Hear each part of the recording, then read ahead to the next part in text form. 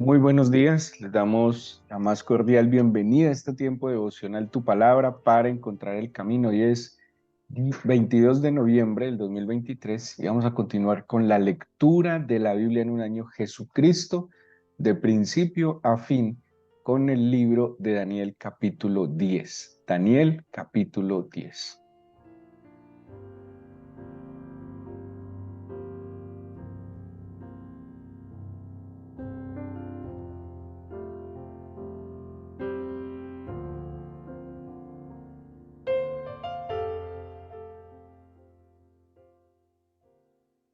Seguramente al momento de leer la Biblia y de estudiarla un poco, nosotros pensaríamos que los libros se escribieron tal vez como los tenemos en el orden que los tenemos en la Biblia.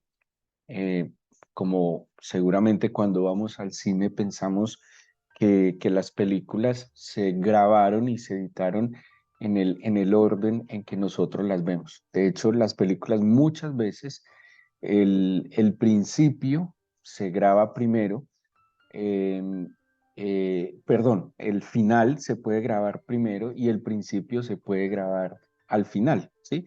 Luego, cuando se edita la película, se le da como, digámoslo así, el hilo conductor, la estructura que va a tener la película al final, ¿sí? Asimismo, la composición de los libros de la Biblia. Seguramente nosotros pensaríamos que el primer libro escrito fue Génesis, y que el último libro escrito fue Apocalipsis, y que así cada uno de los libros como está organizado en la Biblia, así se compuso la Biblia. Y no es de esa manera exacta, y mucho menos el contenido de los libros. Entonces, en la lógica diríamos que el primer capítulo se escribió primero, que el segundo capítulo se escribió después, pero sabemos pues, por los avances en las herramientas que se han dado en los últimos años, sobre todo en el último siglo, para poder estudiar las escrituras, gracias también a los descubrimientos arqueológicos, gracias a una serie de herramientas que se tienen, pues obviamente se ha logrado ubicar en lo más cercano posible la composición, los tiempos en que se compuso los libros que tenemos en la Biblia. De hecho, cuando vamos al libro de Daniel, hay unos detalles que nos dejan notar que no necesariamente el orden de los libros, de los capítulos como los tenemos, pudieron haber sido escritos. Por ejemplo, si notaron ayer, el capítulo 9 habla de el año primero de Darío, ¿sí? Y el capítulo que nos corresponde en la lectura dice en el año tercero de Ciro. Eh, eh, y aquí tenemos un salto temporal porque primero fue este Ciro que está en el capítulo 10 y después fue este Darío que está en el capítulo 9. O sea que lo más posible es que en su composición original haya sido redactado primero el capítulo 10 y luego el capítulo 9. ¿Sí? Acordémonos que los escritores bíblicos no estaban pensando en escribir la Biblia, ellos no tenían un plan premeditado de escribir un libro, como seguramente hoy lo podrán hacer muchos escritores que se apartan, estudian, investigan y tienen como el propósito de estructurar toda una obra literaria. Los escritores bíblicos simplemente, es más, muchos de ellos, diría la gran mayoría de los autores bíblicos, más bien de los autores bíblicos, ni siquiera escribieron sus obras, ¿sí? Ellos recibieron una visión, ellos recibieron una revelación, ellos comunicaron esa revelación, seguramente primero de manera oral, y se crean algo así como unas tradiciones orales, y esas tradiciones orales en algún momento alguien empieza a escribirlas, y no necesariamente las escribe en el mismo orden, con la misma exactitud, y no necesariamente todas. Entonces, por eso son como diferentes estadios que tiene la estructuración de la Biblia, y en otro momento, otro hombre o mujer, seguramente inspirados también por el Espíritu Santo, organiza esos textos que tal vez están sueltos que se le atribuyen a X o Y autor y pues tratan de organizarlos. ¿Sí? Y así tenemos la composición de muchos libros de la Biblia. Hay otras hipótesis que personalmente no comparto, donde hay pues varios documentos y hacen una amalgama y un poco más compleja de explicar y de entender. Pero el mismo libro de Daniel nos muestra que no necesariamente fue escrito en este orden cronológico o en el orden en que nos lo está exponiendo nuestra Biblia, y que otro comentario que les he venido haciendo de Daniel, algunos por la exactitud de los datos que da Daniel en el lenguaje profético.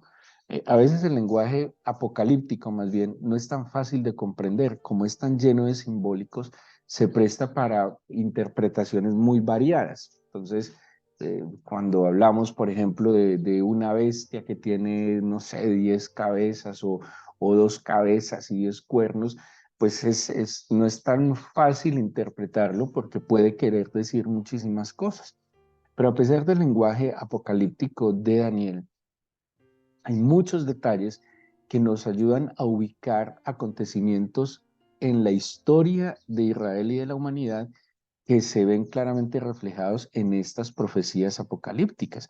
Acuérdense que lo apocalíptico no hace referencia al final de los tiempos, sino que lo apocalíptico es un lenguaje fantasioso para dar a conocer una advertencia o un mensaje divino. Ya cuando hablamos de lo escatológico, eso sí se refiere al final de los tiempos. Entonces, a pesar del lenguaje apocalíptico de Daniel, hay muchas cosas que se pueden identificar que se han cumplido a través de la historia, lo que yo les mencionaba del imperio griego, de cómo se dividió el imperio griego. O sea, hay demasiados detalles. Por ejemplo, cuando se habla de la abominación desoladora, eh, Israel vivió una abominación desoladora cuando Antíoco IV Epífanes, el rey griego Seleucida, establece culto a Zeus en el templo y un culto pagano e hicieron sacrificios de animales impuros, entre ellos el cerdo, que es un animal impuro para el judaísmo. Así que, pues muchos de alguna manera, demeritando un poco la visión profética de Daniel, ubican estos escritos como si fueran relatos históricos. Insisto, por la precisión en la cual se puede interpretar o entender estos acontecimientos, ¿sí? Yo insisto, de manera un poco más conservadora, creo que estos son anuncios proféticos que, que, que nos muestran algo que ya se ha cumplido sin duda alguna, pero que también tiene que ver con el final de los tiempos. Y por eso leer Daniel hay que leerlo un poco, pues con mucho detenimiento y con mucha atención, porque en algunos escenarios quien le está dando el mensaje a Daniel le dice, esto es para el final de los tiempos, ¿sí? Y eso, por ese motivo pienso que hay que leerlo muy de la mano con Apocalipsis y Ezequiel, porque los tres nos pueden ir dando una luz de lo que ya se cumplió, como dice Juan en Apocalipsis, lo que es y lo que será después de estas cosas, ¿sí? Y, y pues eso nos ayuda a nosotros también a entender cada día qué papel debemos desenvolver en la historia de la humanidad, porque aunque usted no lo crea, todos tenemos un papel importante en la historia de la humanidad. Tal vez nosotros no seamos famosos, influyentes aparentemente en la humanidad, pero todos tenemos un papel que cumplir muy importante. Todos tenemos un entorno al cual influir para bien, al cual salvar, porque todo esto redunda en que la humanidad se salve. ¿De qué le sirve al hombre ganarse el mundo entero si su alma se pierde? ¿De qué le sirve a usted como padre lograr que sus hijos tengan éxito económico, éxito académico, éxito laboral, si el alma de sus hijos se pierde? Todo redunda en la salvación. Todos necesitamos el perdón de pecados. Todos necesitamos la redención. Todos necesitamos ser salvos. El capítulo 10 entonces de Daniel, que por la referencia que hace de Ciro, pues debía ser una visión antes del 9 y tiene mucho sentido porque pareciera que explicara algo de lo que Daniel había visto relatado en el capítulo 8 y 9. Perdón, 7 y 8, o sea que el capítulo 10 cabría perfectamente antes del capítulo 9, ¿sí?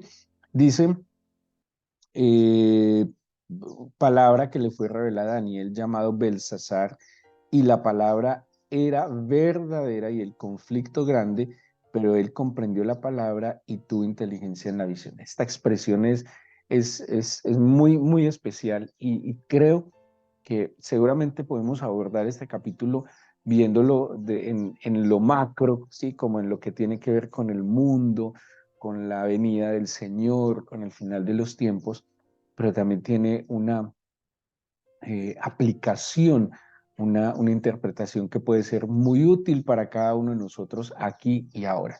Y habla de que había un mensaje que el Señor tenía para Daniel, una palabra verdadera, ¿sí? Y, y que él tenía un entorno, él estaba en una situación donde había un conflicto grande y necesitaba comprender la palabra y tener inteligencia en la visión. Nosotros todos los días estamos enfrentando desafíos y es mejor llamar a los problemas, a las dificultades, desafíos porque en últimas son desafíos de fe, ¿sí? Son oportunidades para que nosotros aprendamos, maduremos, crezcamos, nos fortalezcamos, pero sobre todo son oportunidades para ver la gloria del Señor. Así que Daniel está experimentando una situación conflictiva, pero aparecen dos cosas muy importantes. La palabra del Señor como verdadera y la comprensión y la inteligencia que recibe Daniel para poder comprender esta palabra verdadera y poder tener también claridad en el conflicto, ¿sí? Cómo la palabra del Señor me da a mí mm, una respuesta, una solución, una luz en medio del conflicto. Todos los días estamos enfrentando esos desafíos, esas situaciones conflictivas que tienen que ver con las relaciones interpersonales, con situaciones que no dependen de mí, ¿sí? Situaciones externas, sociales, económicas, políticas, decisiones de otros, pero la palabra del Señor como verdadera nos da una capacidad de comprender y de tener inteligencia para también saber abordar esas situaciones. Dice Daniel, en aquellos días estuve afligido por espacio de 3 semanas, 21 días, no comí manjar delicado, ni entró en mi boca carne ni vino, ni me ungí con ungüento hasta que se cumplieron las 3 semanas. Aquí nos está hablando de un periodo de ayuno, entró en un periodo de ayuno. El ayuno, como les mencioné, creo que ayer, debe ir acompañado de la oración. No tiene sentido abstenerse de si no reemplazamos ese tiempo, ese espacio o esa prioridad en la oración y en la búsqueda de la palabra del Señor, ¿sí? No tiene sentido y las consecuencias pueden ser peores que si no ayunara. El ayuno no puede ser un sacrificio físico, sino una disposición del alma, del corazón y del cuerpo para buscar el rostro del Señor. Dice entonces, alcé mis ojos y miré, y aquí un varón vestido de lino. Bueno, esta descripción del versículo 5 al versículo 7 es muy similar a la descripción que nos da Juan en el Apocalipsis de una teofanía. Una teofanía es una aparición divina, ¿sí? Y, aquí hay unas semejanzas en la descripción que tuvo Juan. Por aquellas semejanzas, muchos comentaristas interpretan que esta visión que tiene Daniel en estos versículos del 5 al 7 hace referencia a la aparición del Señor Jesucristo, una teofanía. En el versículo 8 dice, quedé pues yo solo, vi esta gran visión, no quedó fuerza en mí, antes mi fuerza se cambió en desfallecimiento y no tuve vigor alguno. Hasta ahí termina como ese escenario donde él está en esta visión, esta teofanía, y queda conmovido, debilitado ante esta visión. Leí un comentario donde dice que definitivamente estos hombres de la antigüedad que están en la Biblia, que han tenido estas teofanías, demuestran tantas virtudes que no fueron consumidos ante la presencia del Señor, ¿sí? Seguramente alguien que no esté en plena comunión con el Señor, que no esté procurando mantener sus vestiduras blancas, su lámpara llena de aceite, ante una teofanía del Señor podría ser perfectamente consumido. Y hay hombres, Abraham, Moisés, Josué, tuvieron estos encuentros personales, físicos, que están descritos en la Biblia con el Señor mismo, y pues no perecieron porque hallaron, el Señor vio virtud en ellos. Ellos fueron seguramente hombres muy dedicados al Señor.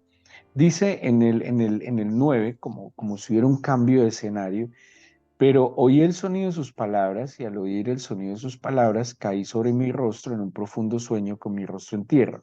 Perdón, hasta ahí todavía está en el escenario de la teofanía. Y he aquí, versículo 10, una mano me tocó. O sea, está viendo lo que, cruzándolo con los datos que nos da Apocalipsis, está viendo al Señor, cae como debilitado, no destruido ni derrotado, solo debilitado. Y luego viene una mano que lo toca y le hizo que se pusiese sobre sus rodillas y sobre las palmas de sus manos. ¿Saben qué postura es esta? Esta es la postura de estar postrado, ¿sí? Sobre sus rodillas y palmas de las manos. Es una eh, postura de adoración. Así quedó Daniel. Y le dijo: Daniel, varón muy amado, está atento a las palabras que te hablaré y ponte en pie porque a ti he sido enviado ahora. Entonces, aquí nos indica que aparece otro personaje, ya no la visión majestuosa que se describe también en Apocalipsis, sino que claramente viene un mensajero, ¿sí? Un mensajero. Y dice: mientras hablaba esto conmigo, me puse en pie temblando. Entonces me dijo: no temas, porque desde el primer día que dispusiste tu corazón a entender y a humillarte en la presencia de tu Dios, fueron oídas tus palabras y a causa de tus palabras yo he venido. Bueno, aquí hay algo que a mí me parece muy, muy interesante que entender. A veces eh, pueden pasar dos cosas en la oración. De verdad, hay oraciones que creo que el Señor no escucha. ¿Por qué el Señor no escucha ciertas oraciones? A veces el creyente dice: pero yo oro y oro y el Señor parece que no me escucha. En verdad, creo que hay oraciones que el Señor no escucha. ¿Qué oraciones el Señor no escucha? Una oración de alguien que está en pecado, ¿sí? Porque si estamos en pecado y pretendemos orar, pues simplemente hay un impedimento, hay una barrera que no permite que esa oración llegue al corazón del Señor. ¿Sí? Seguro que esa oración no va a ser escuchada. Una oración que se centra tal vez en mí mismo, como lo dice el Evangelio, que había un fariseo que oraba consigo mismo, es una oración que tampoco va a salir de más allá del techo, por poner una referencia. Es una oración que no se escucha, ¿sí? Una oración que se centra en mí mismo, donde yo no estoy, digamos así, como pretendiendo la voluntad del Señor, sino que estoy buscando engañosamente, ilusamente, como que el Señor se sujetara a mi voluntad. Es una oración que no tiene sentido, que no va a salir de nosotros mismos, pues no va a pasar más allá, no va a tener trascendencia. Pero hay otro detalle, y es que, de acuerdo a lo que nos dice Daniel, dice que él dispuso su corazón a entender y a humillarse en la presencia del Señor, y fueron oídas sus palabras. Entonces, miren, el ayuno, ¿para qué le sirvió a Daniel?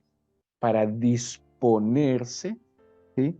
A conocer, para disponer el corazón, a entender y para humillarse en la presencia del Señor. Lo más conmovedor es que dice que desde el momento en que él se dispuso, la oración se escuchó, ¿sí?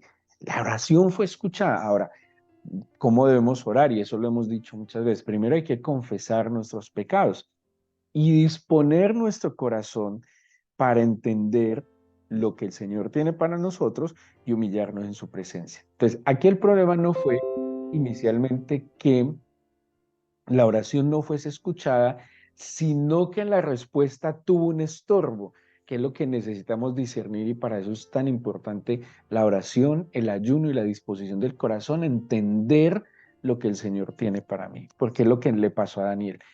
La oración fue escuchada, la respuesta fue enviada, pero la respuesta tuvo un estorbo. Y dice el versículo 13, pero el príncipe del reino de Persia se me opuso durante 21 días, pero he aquí Miguel, uno de los principales príncipes, vino para ayudarme y quedé allí con los reyes de Persia. Bueno, muchos interpretan este rey de Persia como una especie de ser espiritual maligno, ¿sí? Bueno, algunos tratan, expertos en demoniología, en angeología, tratan de explicar que los territorios físicos tienen también como unas autoridades espirituales negativas y hay una pugna entre el bien y el mal, ¿sí? Entonces, por ejemplo, pueblos que están sujetos al Señor, también prevalece aquellas autoridades espirituales buenas. Entonces, lo que podríamos llamarlo una pugna entre ángeles y demonios. Entonces, por poner un ejemplo, sobre Cali hay una autoridad espiritual enviada del Señor, no sé, una especie de estructura angelical, pero sobre Cali, en el mundo espiritual o en aquella parte del mundo que no vemos, también hay como una estructura demoníaca eh, que pues, a mí me parece que sí tiene mucho sentido, no me parece descabellado, una estructura demoníaca que está influenciando y haciendo el mal también en la ciudad. Entonces, de alguna manera, lo que escribe aquí Daniel es que había una autoridad maligna en Persia que impedía que el mensaje que venía para Daniel llegara a él, ¿sí?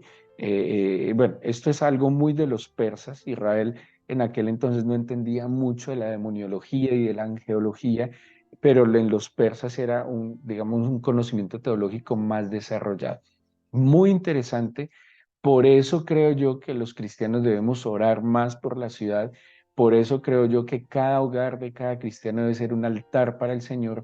Porque si ustedes miran, los que vivimos aquí en Cali, el ejemplo que estoy dando en la ciudad de Santiago de Cali, notan que en los últimos años hay unos lugares en la ciudad que han levantado como altares y son una especie de altares a, digámoslo así, estructuras malignas y demoníacas. Solo pasen por esos lugares y miren su decoración. Hay un puente en la autopista suroriental que parece un altar al demonio, literalmente un altar al demonio. Esos lugares se convierten en lugares que van a influenciar también sus entornos.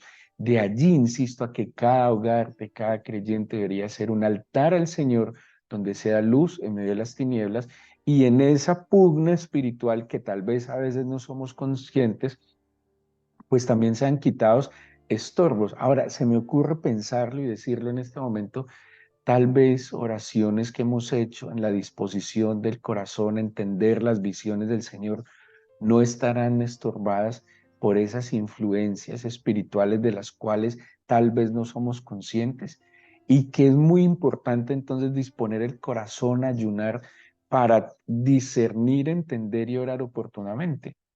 Puede ser, ¿sí? Por eso es tan importante salir un poco más allá de lo que ven nuestros ojos, porque hay algo que no ven nuestros ojos que es más real que lo que ven nuestros ojos, porque lo que ven nuestros ojos es pasajero, pero lo que no ven nuestros ojos tiene eternidad.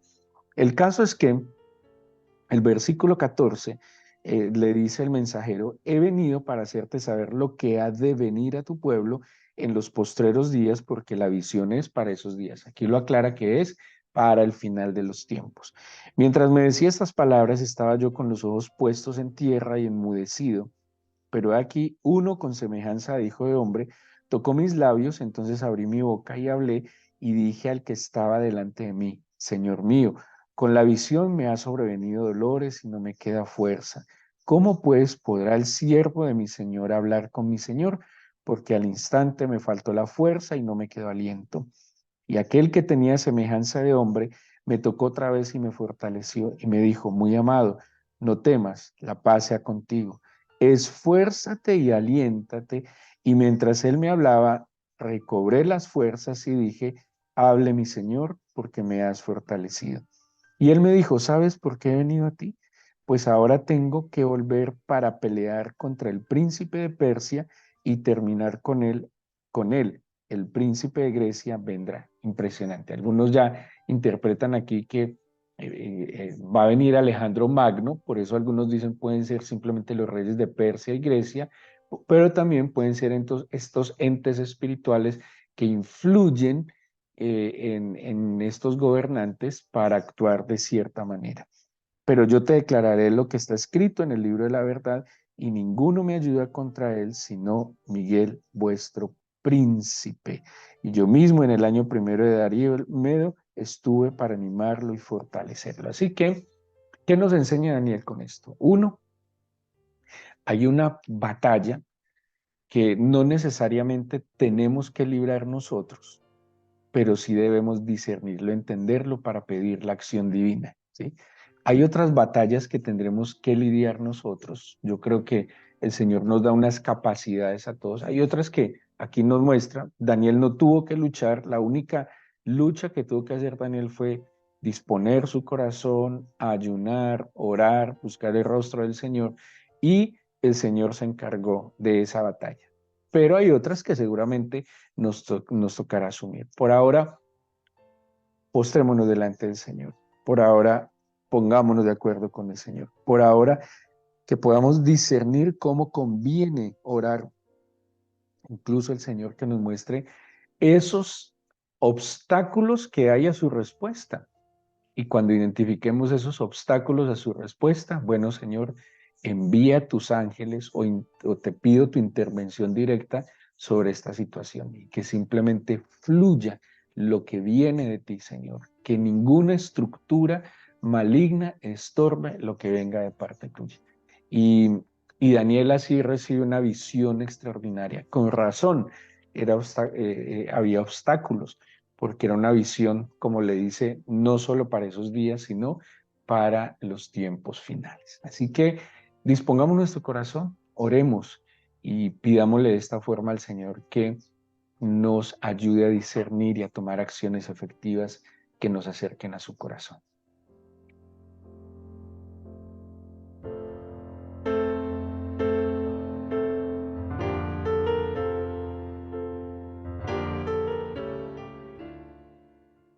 Quiero pedirte, Señor, y orémosle así, que limpies nuestro corazón, que perdones nuestros pecados y que nos acerques a ti.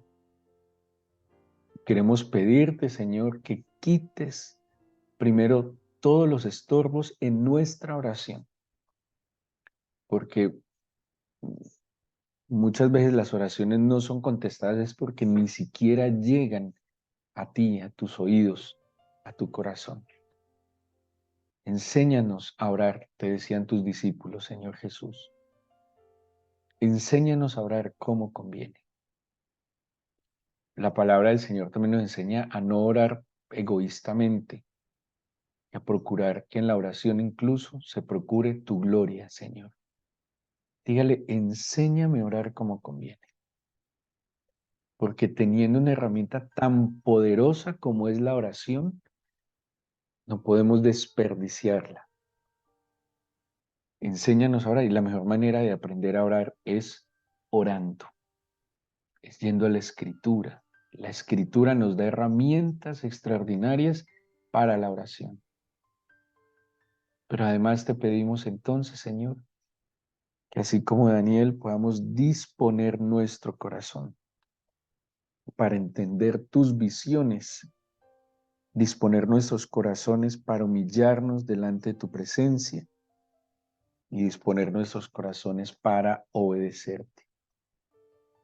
Y envía tus ángeles, bendito Señor, para ayudarnos, o tú directamente con una sola palabra, sana, libera, restaura, rompe cadenas, Señor, quita obstáculos, y que esa respuesta que tú has enviado llegue a nosotros.